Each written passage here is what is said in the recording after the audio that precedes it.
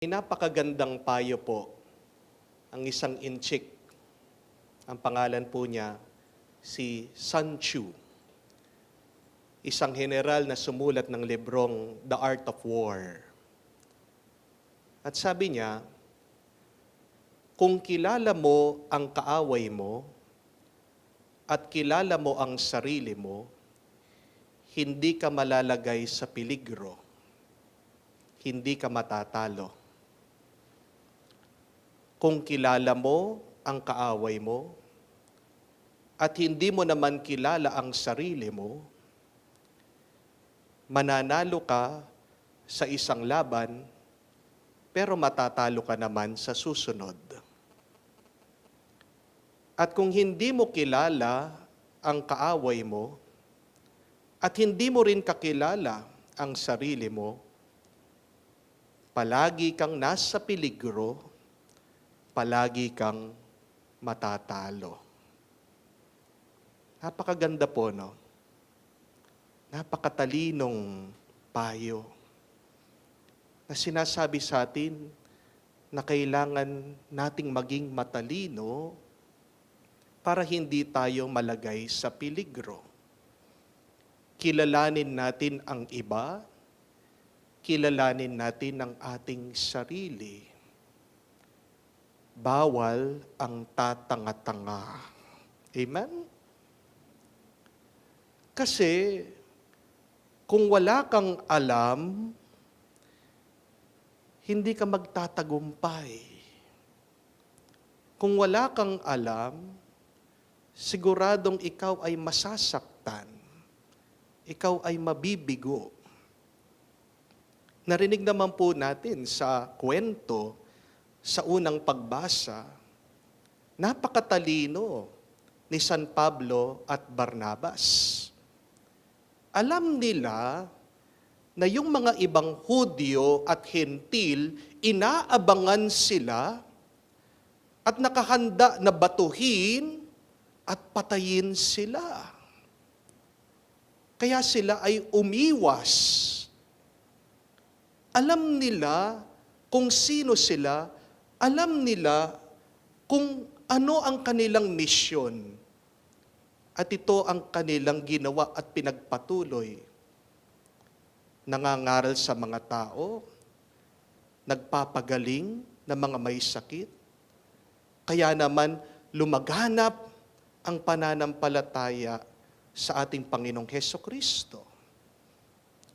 They were wise. Matalino sila. Kilala nila yung mga ayaw sa kanila. Kilala nila kung sino sila. Alam nila ang misyon na binigay sa kanila ng Panginoon. At kahit po ang ating Panginoon, napakatalino, Jesus was so wise. Alam din niya yung mga ayaw sa Kanya. Do sinusubukan niya na i-converte sila, baguhin sila. Pero alam niya, kung makikipagtalo lang siya, makikipag-away lang siya, kailangan niyang umalis, pumunta sa mga iba na makakaintindi sa kanya na mas nangangailangan sa kanya. Napakahalagang aral po sa ating lahat na hindi tayo dapat palaging nakikipagtalo. Kung ikaw ay palaging nakikipagtalo, ano ka nun? Talo ka. Tandaan niyo po yan. Sino ang tunay na matalino? Siya yung marunong umiwas sa gulo. Siya yung marunong hindi makipagtalo. Pwede mong paglaban ang katotohanan. Pwede kang manindigan sa tama na hindi nakikipag-away at nakikipagtalo. Dahil pag ikaw ay nakikipag-away at nakikipagtalo, ano ang lumalabas sa iyo? Galit, anger. At hindi po ba ang galit, anger, ay parte ng nakakamatay na kasalanan? Anger is one of the deadly sins. Yan po yung napapansin ko ngayon. Napakarami, nakikipagtalo pa rin tapos na ang eleksyon. At itong galit, itong away, ay kumakalat at nakaka-affect sa ating lahat. Nalulungkot po ako, may nakita po akong isang ina na itong nanay, siya pang nag-i-encourage sa anak niyang makipagtalo sa internet. Itong kanyang anak, sinasabihan yung mga iba, bobo, tanga. Tapos, magko-comment yung nanay. Good job. Tama nga. Sige, sabihin mo yan. Sabihan mo sila. Di po ba nakakalungkot yun? Nakakalungkot na mayroong mga iba, sabi nila, hindi daw nila tutulungan yung mga hindi nila kakampi o kasama doon sa kanilang partido dahil ibang kanilang binoto. Sinasabi nila, bakit hindi kayo humingi ng tulong doon sa mga binoto nyo? Kung sinasabi nyo, siya, magaling, matalino, mayaman, o doon kayo humingi ng tulong. Di po ba nakakalungkot yun? At ang pinaka nakakalungkot, nakita ko, ay yung gumagawa ng grupo, gumagawa ng job fair para lang sa kanilang mga kakampi. Bawal dito yung hindi natin kakampi. Nakakalungkot na nakakalimutan natin kung sino ba tayo at kung ano ang misyon na iniwan sa atin ng Panginoon. Nakakalimutan natin na tayo'y Kristiyano, na tayo dapat ay makilala bilang alagad ni Kristo. Paano? Kung tayo daw ay magmamahalan at kung tayo ay magmamahal sa ating mga kaaway. Amen? We are not called to win arguments, but we are called to win souls. Amen? Baka makalimutan po natin yan.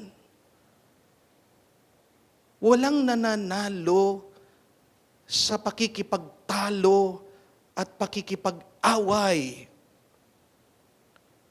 Paano tayo mananalo dito sa mga kalaban natin? Paano natin sila mapapagbago? Sa pamamagitan ba ng ating mga masasakit na salita? Hindi. If you want to change somebody, if you want to convert somebody, do not argue with them. Do not fight them. Be wise. Maging matalino ka. Persist. Be humble. And love. Amen. Bakit hanggang ngayon, di pa nagbabago yung asawa? Ang tagal-tagal mo na sinisigawan. Ang tagal-tagal mo nang binubugbog. Ang tagal-tagal mo nang pinapahiya. Ang tanong, kilala mo ba siya? Ang tanong, kilala mo ba yung sarili mo? Ang tanong, kumusta naman ang kagustuhan ng Diyos sa buhay niyo mag-asawa? Bakit nag-aaway-away kayo sa pamilya? Kahit na kapatid mo yung mga yan, kahit na kamag-anak mo yung mga yan, ang tanong, kilala mo ba sila? Alam mo ba yung pangangailangan nila? O baka ang mahalaga lang sa iyo yung sarili mo. At nakalimutan mo na rin ang kagustuhan ng Diyos na mahalin, respetuhin, unang-una sa ating mga pamilya. Amen? We are reminded to be a lot wiser. Pinapaalala sa atin, maging matalino ka naman. At ang matalino, umiiwas sa gulo.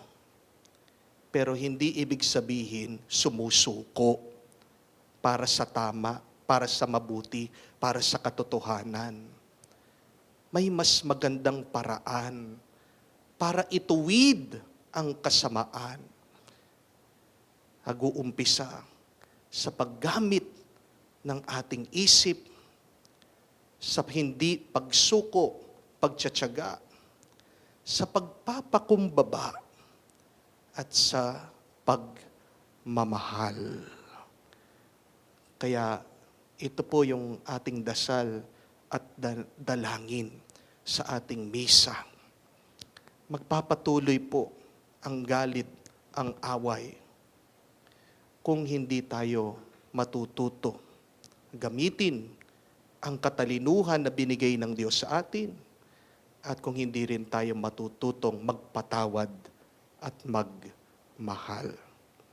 Tandaan po natin, sinong pinakamatalino, siya yung umiiwas sa gulo.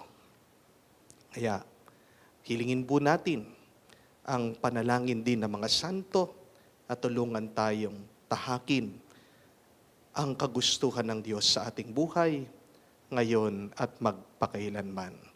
Amen.